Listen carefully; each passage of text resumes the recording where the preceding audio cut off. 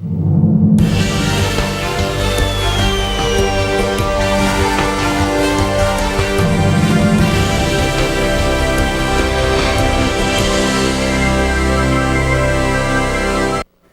tarde. Veja no NT Sul desta quinta-feira. Cachoeira do Sul vai receber Seminário Nacional de Aviação Agrícola. Esse é um dos principais eventos de pilotos na América Latina. Conheça a garotinha de 10 anos que comanda uma rede de empreendedores. Ela deu palestra no Fórum da Liberdade em Porto Alegre nessa semana. O FSM recebe licença de instalação e obras do Campus Cachoeira vão começar. E Corregedor-Geral de Justiça e assessores estão na cidade para apurar lentidão na segunda vara cível de Cachoeira. Ontem teve coletiva de imprensa para explicar o que acontece com o cartório. Veja também os destaques do jornal O Correio.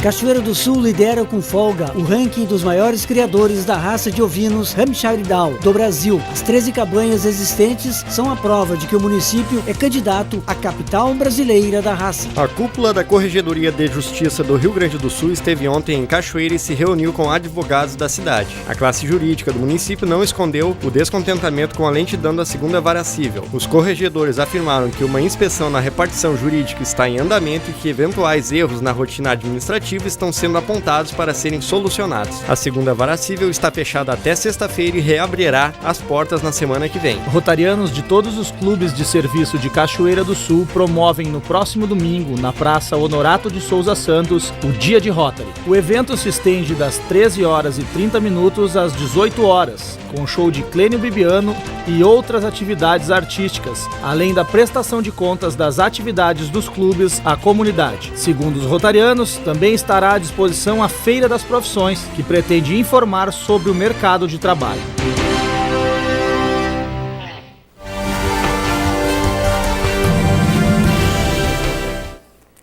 Olá, tudo bem? Um importante projeto desenvolvido no bairro Belém Novo, na capital gaúcha, utiliza o tênis como um instrumento de inclusão social.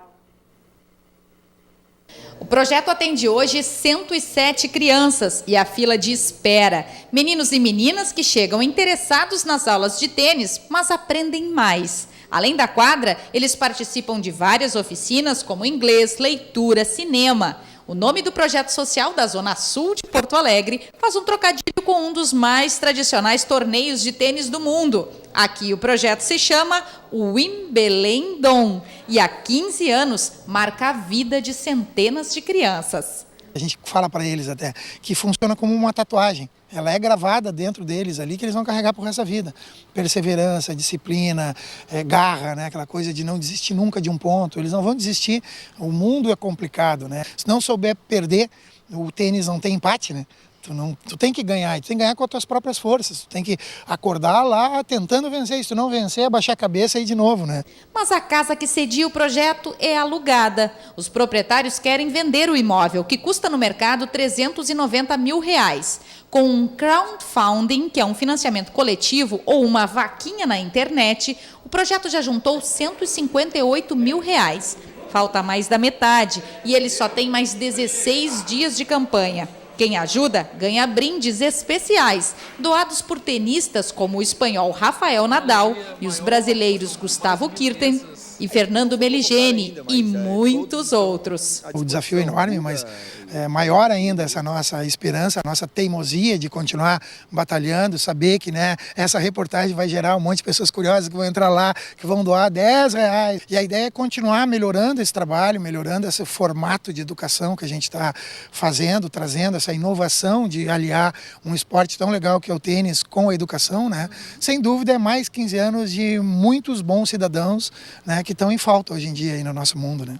Os atletas também estão incentivando as doações no site e apoiando a continuidade do projeto. Quero convocar todas as pessoas que conheçam e venham a conhecer o projeto Wimbledon, esse projeto que chama Fixando Raízes, para que a gente possa ajudar nosso amigo Marcelo Ruschel em Porto Alegre. Queria aproveitar e dar um recado aí para a galera que gosta de tênis para ajudar o projeto Wimbledon. Para colaborar é só entrar no site quicante.com.br da vaquinha eletrônica e procurar a campanha do Wimbledon, que se chama Fixando Raízes. O setor de trânsito da Prefeitura de Cachoeira do Sul instalou 4 novas controladoras nos semáforos. A necessidade da troca é porque os aparelhos antigos não permitiam alternância no tempo sequencial nos horários de pico e em determinados locais para possibilitar o fluxo de veículos. O conjunto eletrônico dos 4 semáforos que foram modificados eram da década de 80. Segundo o coordenador do setor de trânsito, nenhum investimento havia sido feito durante esses 35 anos. Uma das coisas que vem ao encontro, né, a necessidade de fazer essa substituição, porque o setor de trânsito via a necessidade de, em determinados momentos, fazer alternância de horários e as controladoras antigas não nos davam essa possibilidade. Agora, com as novas controladoras, nós vamos poder estar gerenciando melhor a questão da fluidez. Os controladores estão programados para dar ritmo no sentido da via que tem mais movimento em determinado horário. Procurar naqueles horários de maior pico, está dando maior tempo para aqueles sentidos onde há necessidade, e também a questão da segurança das pessoas. A gente tem observado que, dependendo do horário, as pessoas ficam com medo de ficar paradas nos semáforos, né? Então, e acabam se arriscando fazendo a travessia no sinal vermelho. Então, essa é uma das coisas também que a gente vai procurar gerenciar. Cachoeira é uma cidade que tem muito veículo, né? E é muito importante. Se não tivesse esses semáforos, ia ser muito grande o transtorno para todos nós. O semáforo da Davi Barcelos com Júlio de Castilhos, semáforo da rua da Avenida Marcelo Gama com a Bento Gonçalves, logo aqui abaixo. Esses semáforos, eles já estão programados para, a partir da meia-noite, eles ficarem no amarelo intermitente, né? Para que as pessoas possam fazer essa travessia com cuidado, né? Vai estar o sinal amarelo, né? Mas não precisar ficar parado. Questionamos alguns motoristas do município para saber qual a opinião sobre a modernização. Eu acredito que vai ser ótimo isso, porque muitas vezes a gente sai à noite, fica um tempão parado, né? Tem a segurança também, eu acho que é ótimo isso. Gostei muito, achei muito boa a ideia. Para o usuário noturno, no caso, que trafega à noite, vai ser muito bom, porque não tem necessidade de ficar parado no semáforo. Evita perigo, evita assalto, um monte de complicação. Eu não estava ciente, acabei de chegar na cidade, como acabei de falar, mas fiquei contente. Para mim é uma medida muito boa. Foi ótima, né? Não tem mais necessidade de ficar parado à noite correndo o risco de um assalto, até um acidente mesmo, né? Tem gente que não respeita e a pessoa está parada no semáforo, pode causar um acidente, né? Normalmente quando se sai à noite, né, quando acaba fechando o sinal, e principalmente no horário mais tarde, a gente acaba não respeitando o sinal igual, né? A gente acaba se aproximando devagar e acabando avançando no sinal vermelho. Então, eu acho que a mudança está valendo. Mesmo morando numa cidade pequena como Cachoeira do Sul? Mesmo morando em cidade pequena, né? Talvez seja errado, eu acredito que seja, né? Mas questão de segurança, por medo, a gente acaba fazendo o incorreto. Para ter segurança. Para ter segurança. As sinaleiras das 5 esquinas e da rua Júlio de Castilhos com a Juvencio Soares não ficarão no sistema amarelo intermitente, mas estão programadas para fazer o perímetro de uma forma mais rápida. Já está programada a modernização do semáforo da Avenida Brasil com a rua Larico Ribeiro. É uma série de componentes que precisam ser readequados para que ele tenha um bom funcionamento. Mas esses pontos específicos que foram escolhidos agora é a questão de maior fluidez. E o prefeito Neirão Viegas já assinou o pedido de compra de mais 5 conjuntos de sinaleiras para serem implantadas na cidade. Segundo ele, o objetivo é melhorar o fluxo do trânsito e garantir mais segurança aos pedestres. O investimento deverá ser de cerca de R$100 mil. As obras do campus da Universidade Federal de Santa Maria vão começar em poucos dias aqui em Cachoeira do Sul. Inicialmente, 2 complexos de prédios serão construídos, com restaurante universitário e casa do estudante. A UFSM, que já atua em Cachoeira do Sul desde agosto de 2014, com mais de 300 estudantes, pode contratar agora a empresa vencedora da licitação e assinar a ordem de serviço para o início das obras. Faltava a licença de instalação, que foi assinada no fim da tarde desta quarta-feira na prefeitura da cidade. O principal item avaliado nesta fase considera o impacto ambiental das construções. Realmente é um processo amplo que envolve um projeto civil numa área realmente nobre, com vegetação nativa. Então todos os cuidados foram voltados para a preservação desses mananciais nativos, áreas de banhado, áreas chamadas de preservação. mediante a construção da obra civil desses 4 blocos de prédio, casa de estudante e também o restaurante universitário.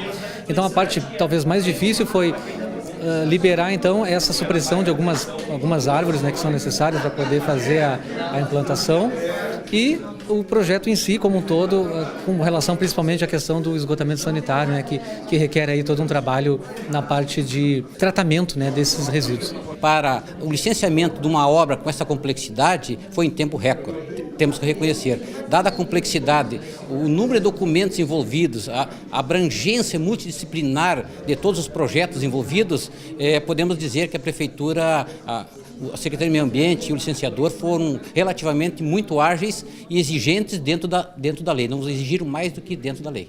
Ok, bom, agora precisa começar o trabalho de construção, de fato, né? A universidade precisa se instalar, precisa fazer a sua construção. Já foi feita aí a licitação. Qual que é a expectativa para início, de fato, das obras agora, professor? Correto. Estávamos dependendo somente dessa licença de instalação, a LI, para que a universidade pudesse fazer a contratação das empresas que já foram licitadas. Isso é importante ressaltar. As empresas já estão selecionadas devidamente em licitações, faltando somente agora assinar o contrato, ordem de serviço e em poucos dias a universidade vai convocar as empresas para assinar os contratos e vai depender naturalmente daquela agilidade, daquele tempo mínimo necessário para que as empresas possam mobilizar seus equipamentos, contratação de pessoal e fazer a instalação inicial no campus. Acreditamos que para início de maio até meio de maio já deveremos ter ações lá no campus de empresas trabalhando. Para esta primeira fase de construção, estão previstos cerca de 121 milhões de reais. Com ingresso semestral via sistema de seleção unificada, a UFSM oferece até 2018 os cursos de Engenharia de Transportes e Logística, Engenharia Agrícola, Engenharia Mecânica, Engenharia Elétrica e Arquitetura e Urbanismo. A partir de 2018, mais 5 cursos serão implantados na cidade. Temos certeza que o trabalho foi muito bem feito, né? E vem consolidar mais uma etapa, né, deste maior investimento já feito, né, pelo governo federal em Cachoeira do Sul.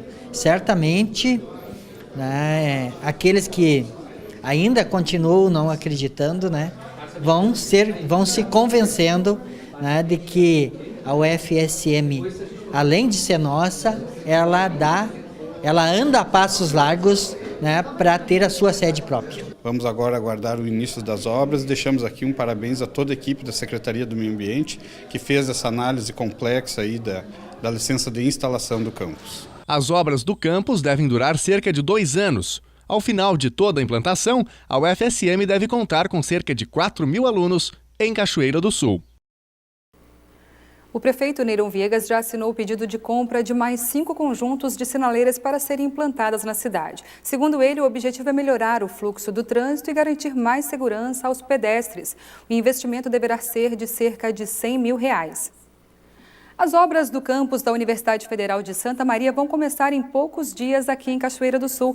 Inicialmente, 2 complexos de prédios serão construídos, com restaurante universitário e casa do estudante.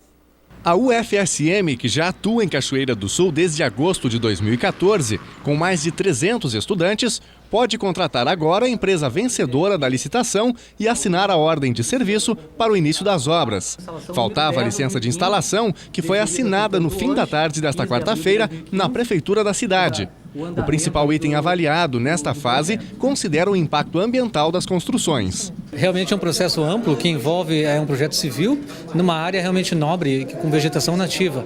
Então todos os cuidados foram voltados para a preservação, né, desses mananciais nativos, áreas de banhado, áreas chamadas de preservação, mediante a construção da obra civil desses 4 blocos de prédio, casa de estudante e também o restaurante universitário.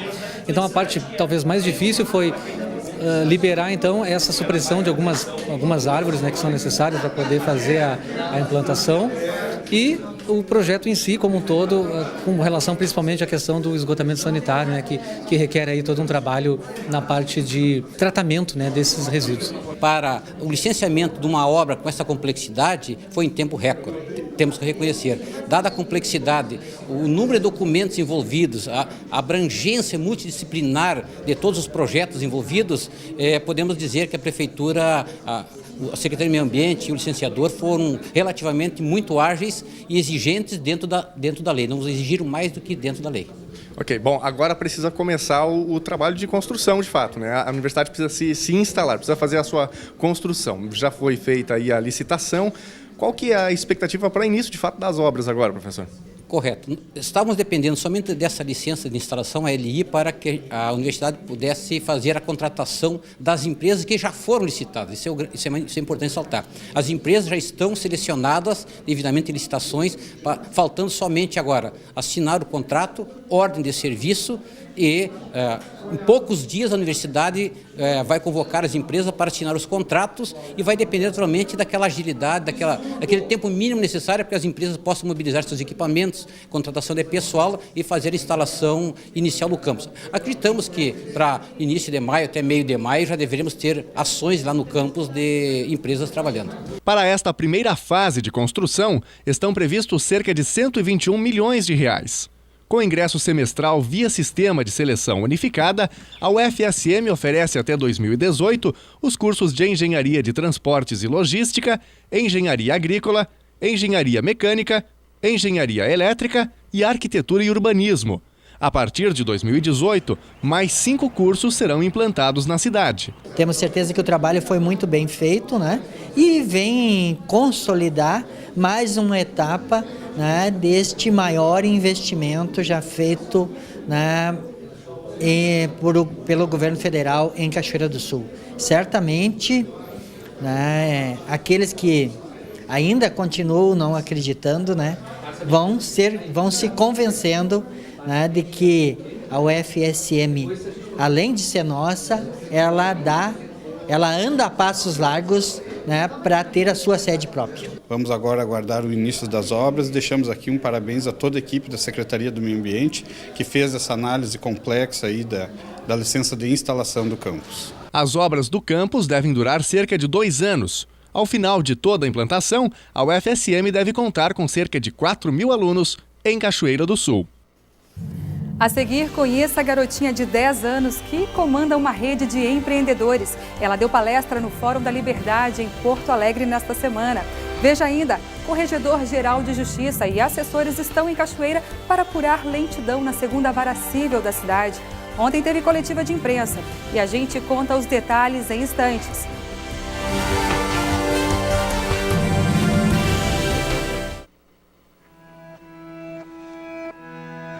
O curso de Geologia foi na Unesp e a pós-graduação, mestrado e doutorado na USP. Nessas duas universidades eu tive a oportunidade também de ser professor. Com 13 anos, por exemplo, eu cantei um oratório de Beethoven com regência do Eliezer de Carvalho.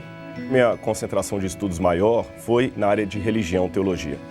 Houve uma exceção que foi quando eu fiz a faculdade de filosofia. Depois disso eu fui fazer pós em regência, fui fazer mestrado. Eu levo a arqueologia como objeto sério de pesquisa. Alguns acharam uma loucura, né, sair da USP e vir para o UNASP, mas eu acho que foi a melhor coisa que eu fiz. Eu consegui a doação de mais uma caixa de artefatos arqueológicos. Nós temos o único museu de arqueologia bíblica da América Latina.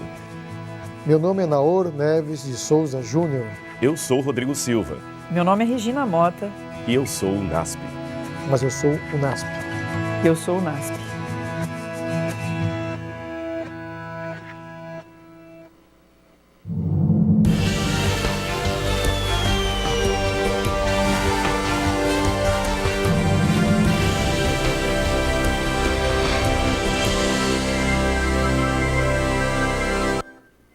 Uma pequena norte-americana de apenas 10 anos comanda uma comunidade de mini-empreendedores. Ela foi destaque entre os palestrantes no Fórum da Liberdade nesta semana em Porto Alegre. O evento debateu temas como emprego e renda e os desafios para quem quer abrir o próprio negócio. Apesar da pouca idade, Kylie já é referência em empreendedorismo. Aos 7 anos, virou case de sucesso. Hoje, ela é diretora executiva da própria empresa, a Tomorrow's Lemonade Stand, que dá aulas para despertar o espírito empreendedor em outras crianças. Ensinar crianças de 7 a 11 anos o básico do empreendedorismo. As principais habilidades incluem criatividade, risco, paixão e empatia. O progresso vem de um sistema de metas e atividades fora da escola. Kylie é um dos 22 painelistas do evento que chega este ano à 28ª edição. O fórum promove debates políticos, econômicos e sociais. A ideia é discutir alternativas para os problemas que prejudicam o desenvolvimento de países como o Brasil. Isso sempre destacando a contribuição que a livre iniciativa poderia dar nesse contexto. Só que para os organizadores do evento, a burocracia dificulta os negócios que poderiam alavancar a economia brasileira. Um exemplo básico, se eu for na Holanda, brasileiro, sem qualquer cidadania holandesa, e quiser abrir uma empresa, em 30, 40 minutos eu vou estar com a empresa aberta, vou poder emitir nota fiscal, vou poder trabalhar, vou poder empreender. No Brasil, abrir uma empresa demora de 30 a 40 dias. Ou seja, é um entrave burocrático isolado, claro, mas é um bom exemplo de tudo aquilo que prejudica o correto desenvolvimento e a fluidez dos negócios e da melhoria das vidas de todos nós. O fórum também debateu temas como educação, políticas públicas, emprego, renda e liberdade de expressão. Conforme a organização, cerca de 5.000 pessoas participaram do evento. Na manhã de ontem, a Secretaria Municipal de Obras interrompeu o trânsito na rua Pinheiro Machado, entre a Aníbal Loureiro e a Juvencio Soares. Tudo para solucionar um antigo problema que incomodava motoristas e moradores. Segundo os moradores da área, na entrada da galeria que atravessa a rua, foi colocada uma grade que ficou fora do nível. Cada veículo que passava provocava um intenso barulho que atormentou os moradores por cerca de 50 anos. A grade estava sempre solta, levantada, e os moradores, a gente não conseguia dormir quando a grade estava solta. E desde que da manhã, nunca a gente reclamava para eles, não davam conta. O barulho era o que mais incomodava? Para nós nós não temos carro, mas para o pessoal que tinha carro, tinha que desviar ali. O certo é eles tinham ter botado uma faixa amarela ali onde estava o buraco, o pessoal não estacionar. Mas o pessoal estacionava rente ao buraco, aí o pessoal tinha que passar por cima do buraco, nunca fazia o desvio. Muito forte o barulho, a gente estava aqui dentro de casa e ouvia. O barulho da tampa foi muito forte. O barulho incomodava, a gente ouvia, aqui em casa, que nós estamos longe, a gente ouvia muito forte esse barulho. De noite, então, uma boate era em cima, eles passavam aqui a 1000, a gente ouvia tudo esse barulhão dessa tampa aí. Horrível. O buraco no meio da via será coberto com uma laje de cerca de 10 centímetros de altura e com tramas de ferro, preparada especialmente para o local. O acesso à galeria e o escoamento das águas da chuva serão através dos acessos existentes nas laterais da rua. É um problema pequeno, mas que para a cidade toda que transita e usa a Pinheiro Machado como fluxo, né, todo mundo sabe o quanto isso aqui era problemático, então estava na hora de resolver e é isso que a gente está tentando a partir de hoje solucionar esse problema. A partir da colocação desta laje vai ser colocado o asfalto posteriormente? São fases, cada coisa ao seu tempo. Nós precisamos primeiro, como vocês mostraram o trabalho, a gente tem todo o trabalho de fazer a base.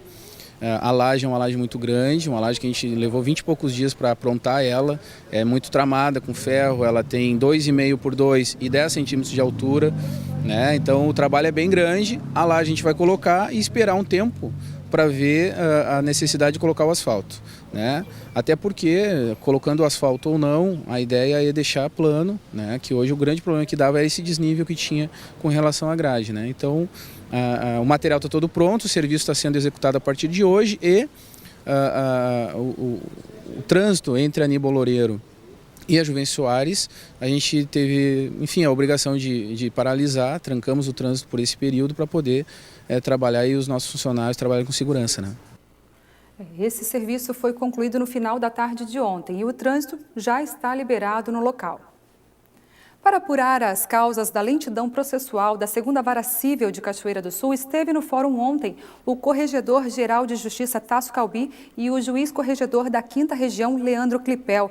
Até a próxima sexta-feira, 6 assessores de correições repassam orientações para os servidores enquanto o cartório permanece fechado. Veja os detalhes na coletiva de imprensa que aconteceu na tarde de ontem. Corregedor. Durante a entrevista concedida pela juíza da 2ª Vara Cível de Cachoeira do Sul para a TV Cachoeira na segunda-feira, Ela afirmou que o fechamento para a reorganização foi solicitado pela unidade jurisdicional. De que forma, corregedor, vocês estão auxiliando a comarca? A atividade de fiscalização e de inspeção da corregedoria é uma atividade estadual. Nós temos a nossa equipe, dentre eles está o nosso juiz corregedor, que é o Dr. Leandro, encarregado da região de Cachoeira.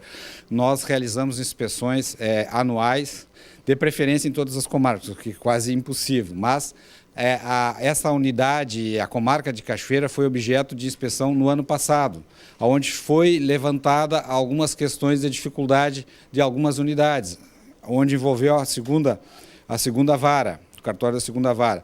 O doutor Leandro voltou nesse ano, no início do ano, no mês de março, abril, quando esteve aqui fazendo inspeções de judicância, percebeu que as questões observadas não estavam ocorrendo a contento, e daí, numa inspeção, atendendo um cronograma que é estadual, nós voltamos à unidade para inspecioná-la nessa forma orientativa, por isso a necessidade de, especificamente com relação à segunda vara, fechar para dar possibilidade de que os instrutores, a equipe da corregedoria, possa ter um diálogo, possa ter mais tempo, possa ter mais condições de orientar os funcionários da segunda vara, mudando algum fluxo de processo, observando algumas coisas que não estavam ocorrendo a contento dentro de um sistema de prestação do serviço jurisdicional.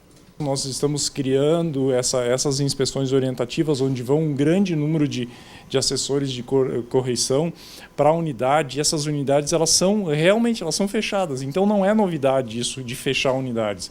A gente tem feito isso porque visa um melhor trabalho de orientação.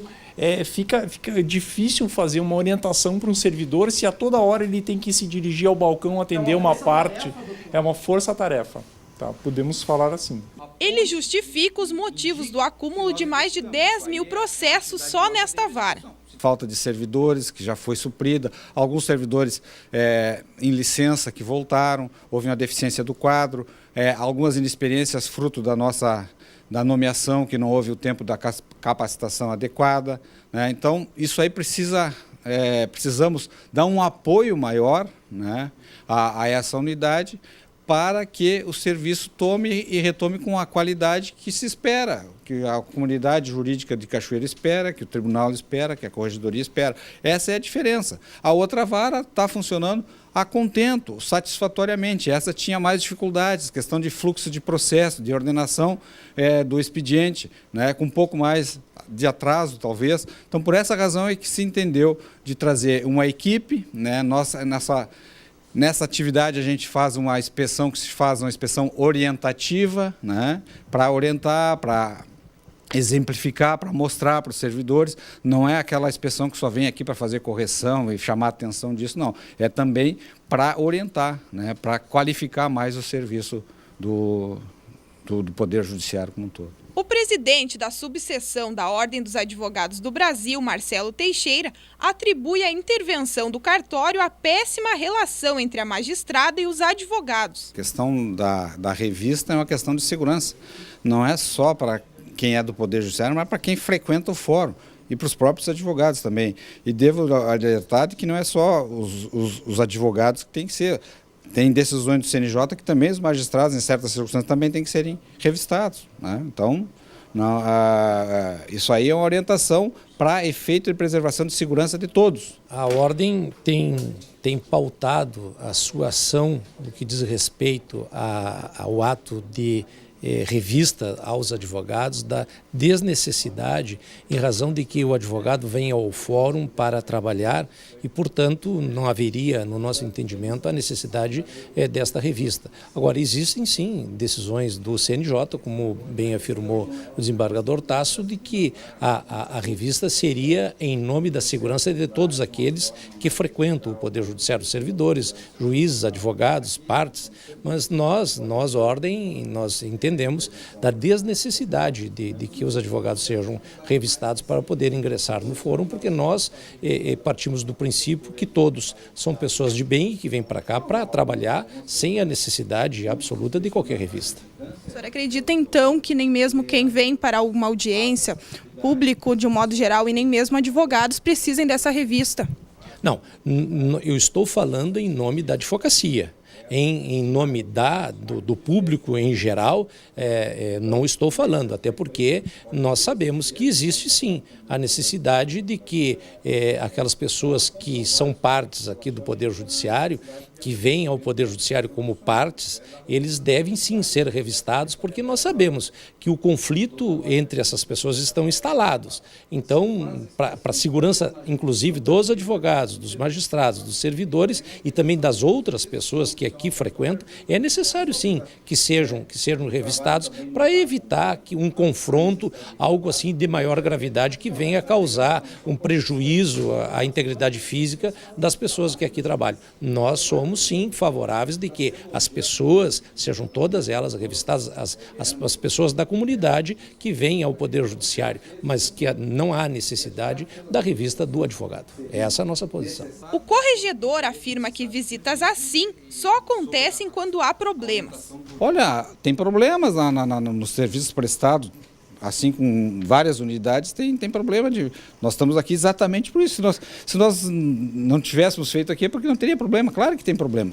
E nós estamos trabalhando no sentido de qualificar o serviço, prestar um serviço de maior qualidade. Nós fizemos o serviço, orientamos, inclusive, nós temos uma agência de qualidade, a qualidade total do tribunal, que está presente aqui por seus representantes, que vem avaliar essa situação também. Se não houver, nós temos que ver de duas maneiras. Ou a questão é disciplinar ou a questão é de orientação. Se for disciplinar, se toma a forma que deve ser feita disciplinarmente. Se for uma questão de administração e de organização de serviço, se toma a forma da orientação.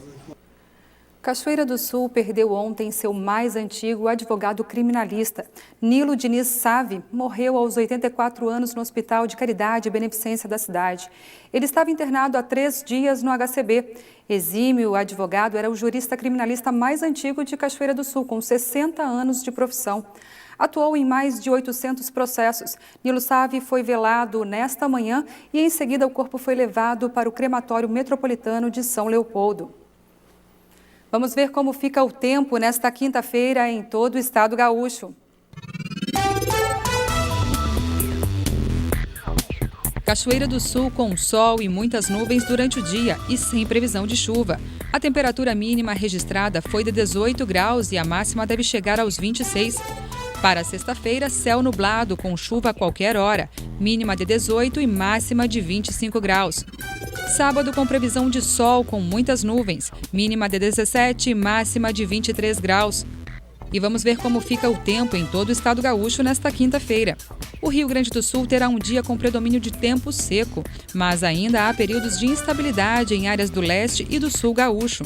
As temperaturas não mudam muito em relação às registradas ontem. As mínimas no estado ficam em torno dos 13 graus e as máximas devem chegar aos 30.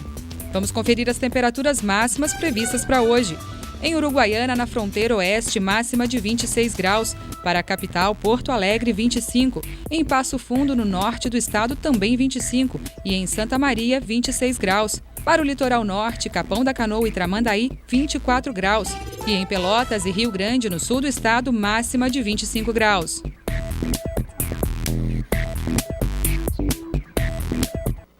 Depois do intervalo, Cachoeira do Sul vai receber Seminário Nacional de Aviação Agrícola. Esse é um dos principais eventos de pilotos na América Latina. E ainda, projeto de lei da terceirização que tramita no Congresso Nacional causa protestos em diversas capitais. Mas você sabe o que é e como funcionariam as relações de trabalho caso o projeto seja aprovado? A gente mostra daqui a pouquinho.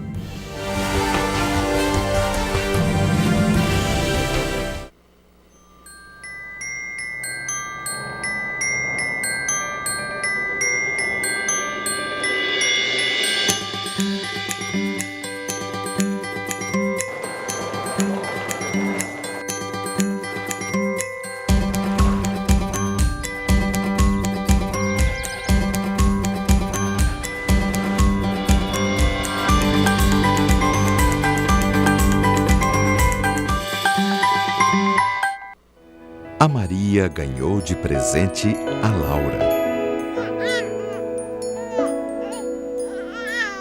E cuida desse pedacinho de gente com todo o amor.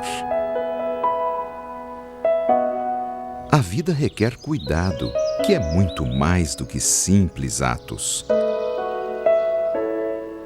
é mais uma atitude, é uma disposição.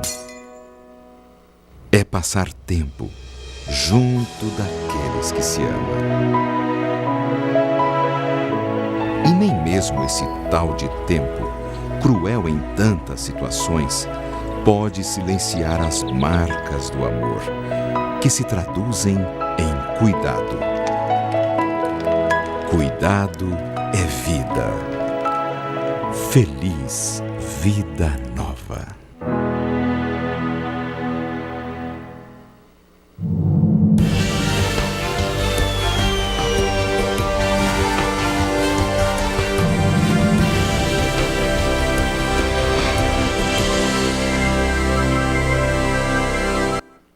Cachoeira do Sul cedia no mês que vem um dos principais eventos de pilotos na América Latina, o Seminário Nacional de Aviação Agrícola. O evento, promovido pelo Sindicato Nacional dos Aeronautas, acontece nos dias 22 e 23 de maio e pretende trazer oportunidade de relacionamentos, profissionalização e de negócios. Durante esses 2 dias, Cachoeira do Sul será a capital nacional da aviação agrícola. E eu vou conversar um pouquinho sobre a programação deste seminário com o Cláudio Pata, ele que é um dos diretores do Sindicato Nacional dos Aeronautas. Boa tarde, Pata. Boa tarde. Qual será o perfil deste seminário que pela 4ª vez acontece em Cachoeira do Sul, né? O seminário, ele tenta congregar mais, aliás, o propósito dele é congregar mais a categoria de aeronautas da aviação agrícola. Nós aqui vamos tratar sobre segurança de voo, relações de trabalho do profissional de aviação agrícola com a empresa e questões de aposentadoria desse pessoal, que a gente já tem há vários anos tratando com o Ministério da Previdência um projeto para aposentadoria em regime especial do piloto agrícola. Esse é um dos temas principais do seminário. E, de uma outra feita, o seminário também abre à comunidade, a agricultores, engenheiros agrônomos, enfim, pessoas que se utilizam do serviço da aviação agrícola e que têm a oportunidade de conhecer os bastidores dessa atividade, toda a nossa retaguarda, como funciona. É um ponto assim, de esclarecimento à comunidade. Na verdade, esse seminário funciona também como uma janela, uma desmistificação da profissão do piloto agrícola, da aviação agrícola, enfim. Exatamente. O nosso propósito também é inserir o piloto agrícola, o aeronauta piloto agrícola, na comunidade. E é que a comunidade tenha conhecimento, que não veja a aviação agrícola como uma atividade assim que lida com produtos tóxicos, voos rasantes. Não, tem muita técnica para trabalhar, o pessoal conhece o produto e nós queremos mostrar para a comunidade também como que nós trabalhamos e como que nós conhecemos, dominamos essas práticas, né? E que a aviação agrícola ela é muito útil. Para tu teres uma ideia, o combate à dengue pode ser feito com a aviação agrícola. O reflorestamento das margens de rios pode ser feito com a aviação agrícola. São coisas que Cachoeira também tem, não só Cachoeira, o país todo tem, e nós aqui poderíamos aproveitar isso aí. Até seria um ponto assim para a nossa cidade, aqui aproveitando a realização do seminário, nós poderíamos também entrar com uma proposta de reflorestamento das margens do Jacuí, utilizando a aviação agrícola. É uma oportunidade também para novas ideias, para novos projetos. Exatamente. Então, a gente pode... a aviação agrícola não é só o serviço de proteção e fomento da lavoura. Ela tem várias outras atividades. Inclusive, o combate a incêndios e florestas, em campos e florestas. Ela pode fazer. A aviação agrícola também pode fazer o povoamento de rios e lagos, com o lançamento de alevinos em pontos estratégicos desses lagos ou rios, né? Esse também é um outro serviço que nós prestamos também.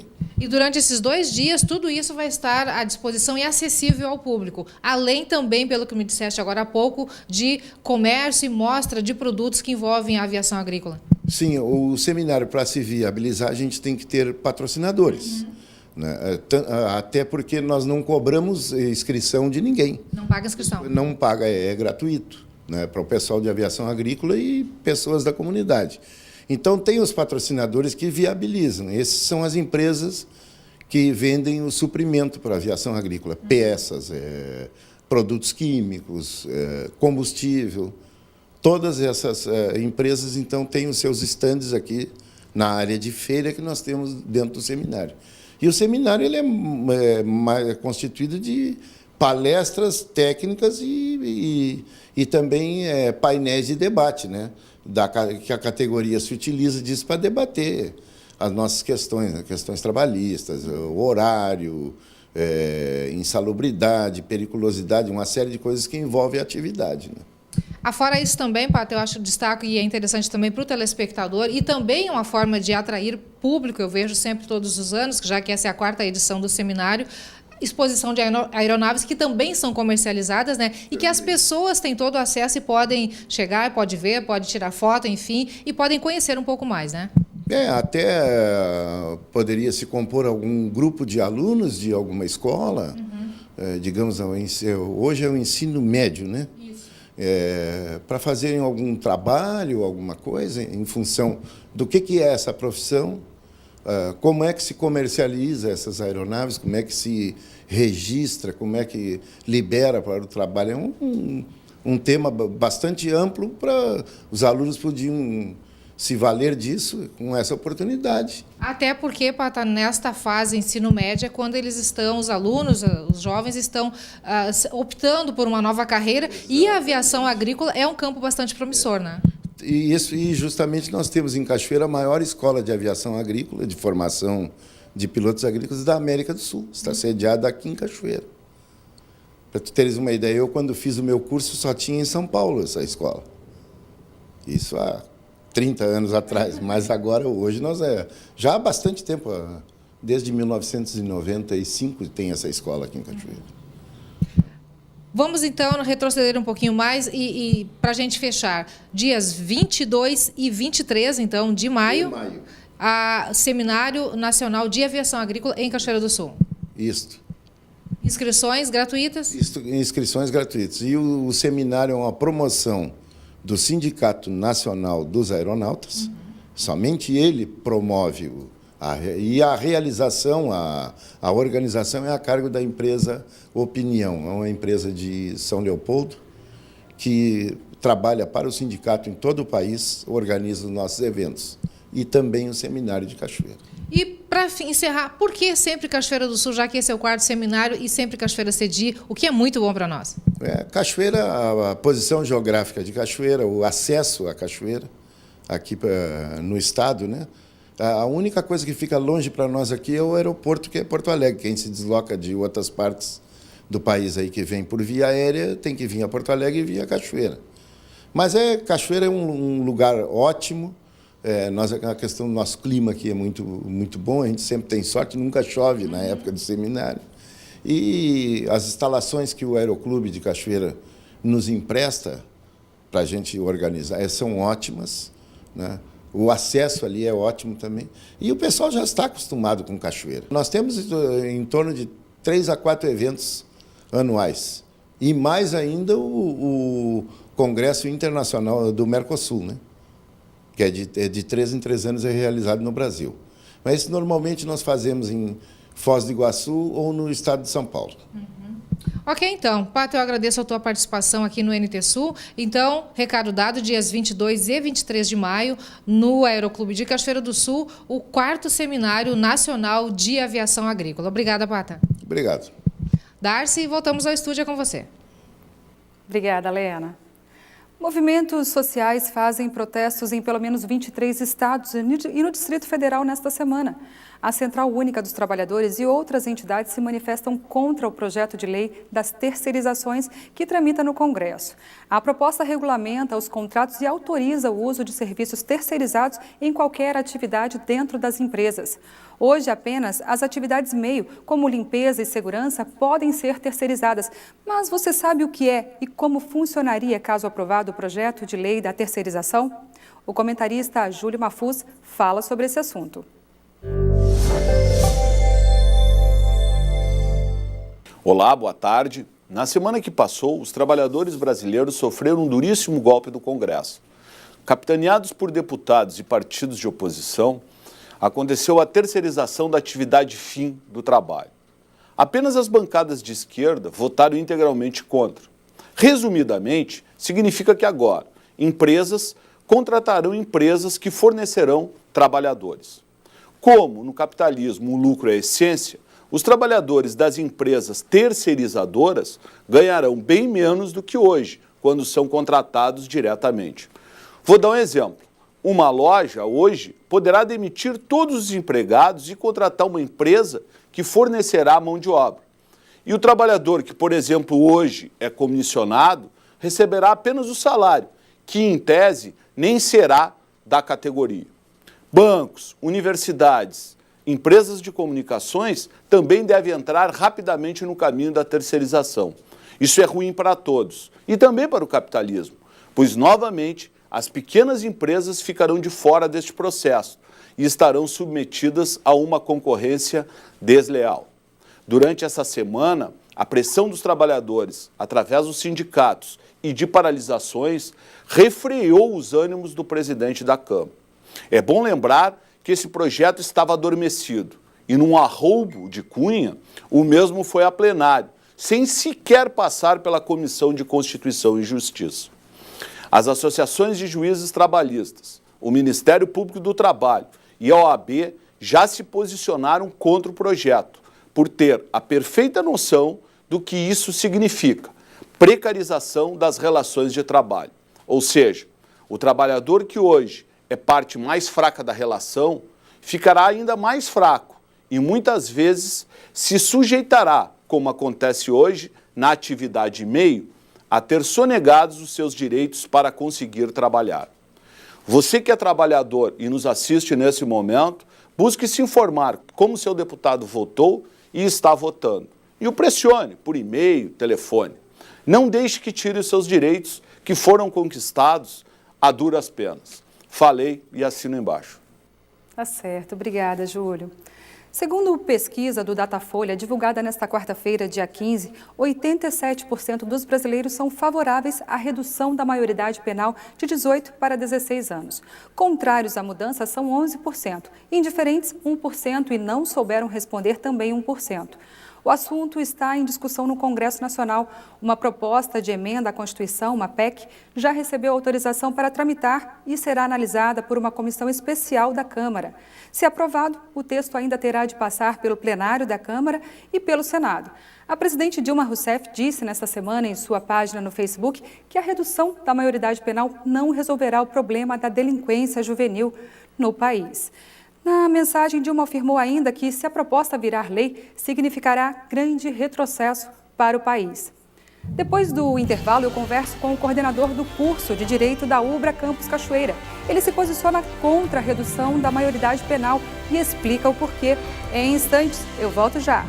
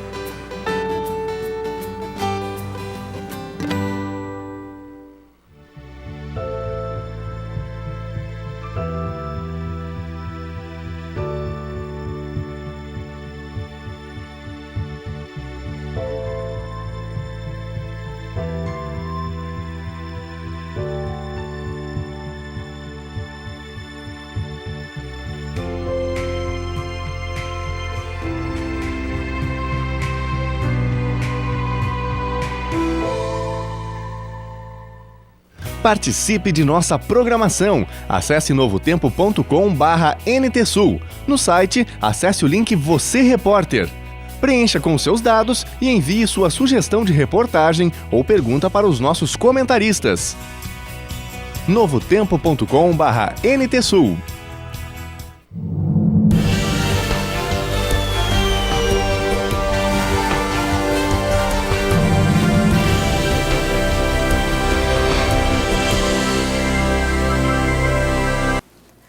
maioridade penal ou maioridade criminal define a idade mínima a partir da qual o sistema judiciário pode processar um cidadão como uma pessoa que se responsabiliza por seus atos.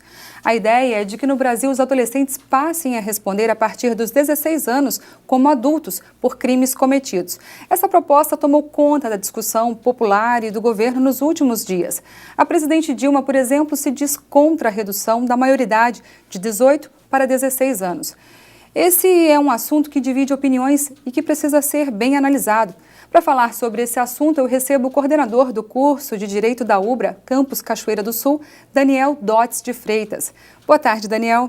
Boa tarde, Darcy. Boa tarde, amigos da NT Sul. Seja bem-vindo ao NT Sul. Muito obrigado. Bom, doutor, por que essa polêmica voltou a tomar conta da discussão popular, do governo? Por que a redução da maioridade penal? A redução da maioridade penal é um tema discutido no Brasil há muito tempo. Mas, em 1993, foi apresentada uma proposta de emenda à Constituição, a proposta de emenda 171, que tenta reduzir a maioridade penal de 18 para 16 anos de idade. Hoje, no Brasil, a vigência da maioridade penal está prevista no Código Penal e ela é de 18 anos, esta previsão está no artigo 27. O Estatuto da Criança e do Adolescente mantém este conceito jurídico no artigo 104 e a Constituição Federal sacramenta, digamos assim, do ponto de vista constitucional, a maioridade penal em 18 anos, o que está previsto no artigo 228 da Constituição. Esta discussão, embora aparentemente envolva os operadores do direito, que são aquelas pessoas envolvidas com a administração da justiça, como juízes, promotores, advogados, membros da sociedade, relacionada às letras jurídicas, ela tem um caráter muito mais profundo e uma repercussão muito maior, que é de nível social. Sim. Nós estamos falando, em realidade, da chamada violência estrutural. O Brasil é um país que mundialmente é reconhecido pela violência estrutural, em que grupos sociais detentores de poder, força de mercado, entre outros fatores, influenciam no desenvolvimento social e, por conseguinte, na riqueza das pessoas. Isso acaba determinando uma violência urbana maior em relação às necessidades dessas pessoas. Tá, então a redução da maioridade penal ela pode não ocasionar diretamente a baixa da criminalidade? Exatamente. Este é um tema bastante discutido, principalmente por especialistas. A Associação dos Magistrados Brasileiros, o Ministério Público, a Ordem dos Advogados do Brasil e outros setores organizados, especializados na área do direito, entendem que, ao contrário do que parece, a redução da maioridade penal viria, sim, a aumentar a violência e a criminalidade no Brasil. Os nossos jovens, os nossos adolescentes, a partir dos 16 anos, já são punidos por infrações, certo? Exatamente. O Estatuto da Criança e do Adolescente prevê a punição pela prática do denominado ato infracional, que incorpora todos os conceitos de crime e demais infrações penais previstas na legislação brasileira, todavia sendo sujeito a medidas socioeducativas. Com a redução da maioridade penal, o que aconteceria seria o seguinte: determinaríamos juridicamente que ele não seria mais ressocializado pelo ECA e sim pelo Código Penal, o que significaria depositá-lo, entre aspas, nos presídios existentes hoje no Brasil. Os operadores do direito, na verdade, a grande maioria, se não todos, têm verdadeira ojeriza quando tratam deste tema, porque submeter um jovem de 16 a 18 anos ao sistema prisional atual significa levá-lo à indignidade absoluta, já que os maiores de 18 sujeitos ao sistema prisional brasileiro passam por isso cotidianamente. Sim, mas a sociedade civil, de uma forma, ela quer isso, ela clama por isso, porque acha que aquele bandidinho que cometeu uma infração, ele merece isso, ele merece estar na prisão junto com adultos que já praticam crimes, às vezes há muito mais tempo, que estão já escolados no crime. Mas isso seria uma solução para os nossos adolescentes? Veja bem, Darcy, há uma divisão hoje no Brasil de opiniões muito marcante, mas a tendência majoritária é no sentido de que não se reduza a maioridade penal. Diversas ONGs, sindicatos, grupos estudantis e operadores do direito, principalmente, como falei, além de sociólogos e psicólogos, entre outros profissionais, dizem que seria um verdadeiro absurdo e um retrocesso legislativo se no Brasil hoje restabelecêssemos um pensamento que outrora funcionou em vários países. Sim. Como, por exemplo, na Alemanha, que reduziu a maioridade penal, mas depois voltou atrás nesse conceito. Viu que não era a solução. Exatamente, acabando por modificá-lo. Porque a inserção do jovem de 16 a 18 anos no sistema prisional não vai ressocializá-lo. Tá. Vai torná-lo ainda mais criminoso. Doutor, e talvez não seria rever o ECA? O ECA não estaria sendo falho em algum momento? Eu gostaria que o senhor falasse sobre o ECA especialmente, que pune hoje os jovens de 16 a 18 anos, né? Que está previsto no ECA esse tipo de punição. Sim, alguns especialistas defendem esta possibilidade de reexame do conteúdo punitivo do Estatuto da Criança e do Adolescente, em que poderia haver um agravamento da punição no que se refere às medidas socioeducativas. Hoje, a internação máxima de um menor que comete uma infração, um ato infracional classificado como crime de homicídio, de no máximo 3 anos. Então, o que se discute também seria essa possibilidade de reavaliação das medidas socioeducativas e uma redefinição e alocação dessa nova redefinição jurídica dentro do Estatuto da Criança e do Adolescente. Tá. A gente poderia dizer que reduzir agora a maioridade penal poderia ser o tratamento do efeito e não da causa em si do crime? Com certeza. Essa é uma das bandeiras que os pensadores mais preocupados com esse tema têm levantado. Seria o tratamento do sintoma de uma patologia social, como eu costumeiramente procuro definir.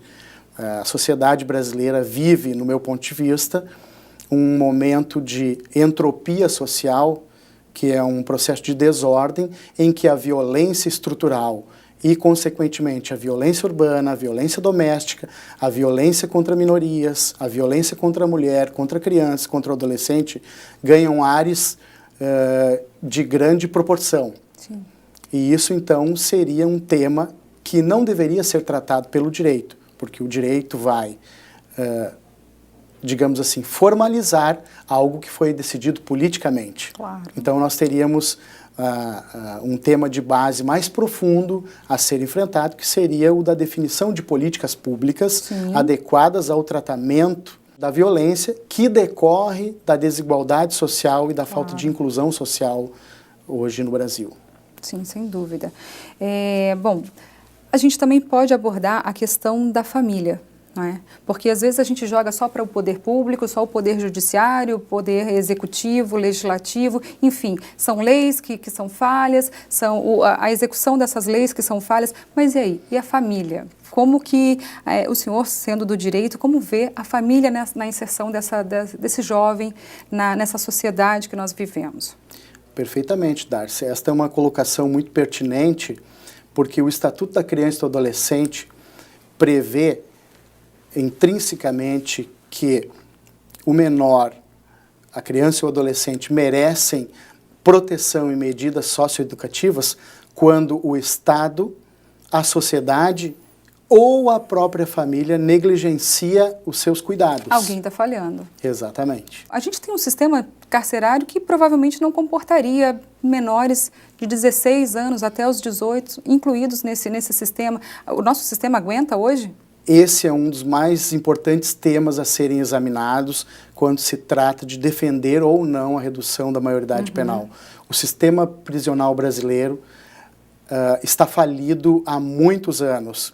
Esta não é uma afirmação particular minha e nem tampouco de órgãos relacionados à Ordem dos Advogados do Brasil, ao Ministério Público, à magistratura, mas é uma conclusão de organismos internacionais que vão dizer que o Brasil é um país que tem um sistema prisional sucateado e que acaba envolvendo o menor e o adolescente num processo de construção da criminalidade quando da prisão. É uma preocupação científica que nós temos, no sentido de que as pessoas pensem um pouco antes de tomarem suas decisões, apoiando esta ou aquela medida. Claro. Eu, particularmente, sou contra a redução da maioridade penal, porque entendo que esse não é um problema jurídico ou de contenção da criminalidade. Eu entendo que é um problema muito maior de desenvolvimento socioeconômico no Brasil e de inclusão social, que sim leva à criminalidade, onde as crianças e os jovens são, na verdade, vítimas. O problema é muito maior do que a gente pode pensar e a redução provavelmente não vai trazer esse tipo de solução. Exatamente. Há muito mais a ser debatido do que nós podemos imaginar. Com certeza. Dr. Daniel Dodds, muito obrigada pelas informações e sucesso aí nessa empreitada. Foi um prazer estar aqui com vocês. Muito obrigado. Eu que agradeço. Bom, nós ficamos por aqui. Mais informações em novotempo.com/NTSul. Uma ótima tarde para você. Tchau!